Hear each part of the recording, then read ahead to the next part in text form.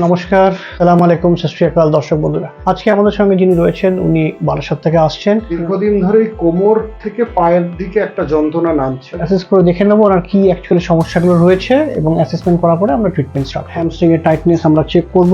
Severe রকমের hamstring tight, এদিকে calf muscle খুবই টাইট, রম্বয়েডসে খুব ব্যথা আছে।